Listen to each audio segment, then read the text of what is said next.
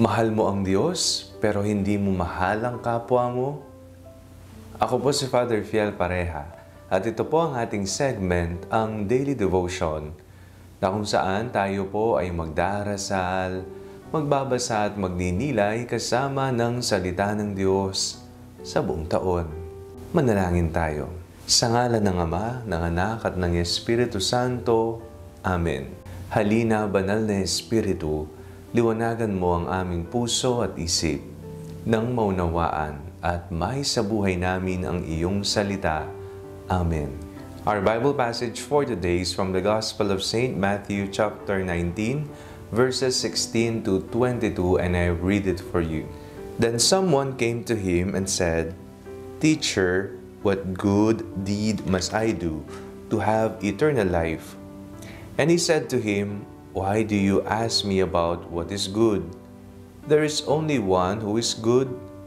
If you wish to enter into life, keep the commandments." He said to him, "Which ones?" And Jesus said, "You shall not murder, you shall not commit adultery, you shall not steal, you shall not bear false witness, honor your father and mother. Also, you shall love your neighbor as yourself." The young man said to him, "I have kept all these. What do I still lack?" Jesus said to him, "If you wish to be perfect, go sell your possessions and give the money to the poor, and you will have treasure in heaven. Then come follow me." When the young man heard this word, he went away grieving, for he had many possessions. Napakinggan niyo po ba yung huling bahagi ng ating binasa? Yung kinausap ng Panginoong Jesucristo na nagtanong kung ano ang kanyang gagawin para magkaroon o makuha ang buhay na walang hanggan, ay umuwi ng malungkot, namimighati. When the young man heard this word, he went away grieving, for he had many possessions. Ano bang sinabi ng Panginoon? Ang unang hamon na sinabi niya, sundin mo ang batas. Sundin mo ang kautusan ng Diyos. Huwag kang papatay, huwag kang makikipangalunya, no? Huwag kang magsisinungaling o magsasabi ng hindi tama sa iyong kapwa. Basta sundin mo ang utos ng Panginoon. Pero ang sinabi ng lalaki ay, ginagawa ko na po yan. No? Pero ang pangalawang hamon naman ni Jesus, o sige, umuwi ka sa inyo, lahat ng pag-aari mo, ibenta mo. At ang kinita mo ay ibigay mo sa mga may hirap. Doon na po, naging malungkot. Siya ay umuwi na nagdadalamhati. Batay na rin sa ating binasang ebanghelyo. Ang dakilang kautusan ng Panginoon ay mahalin mo ang Diyos ng iyong buong puso, buong kaluluwa, buong kaisipan, buong pagkatao, buong lakas. At mahalin mo ang iyong kapwa kung paanong minamahal mo ang iyong sarili. Hindi po natin maaaring sabihing, mahal kita, Jesus. No? I accept you as my Lord and Savior. Pero bulag-bulagan ka sa mga mahihirap, sa mga may pinagdadaanan. Sinasara mo ang tenga mo sa mga iyak ng mga maralita.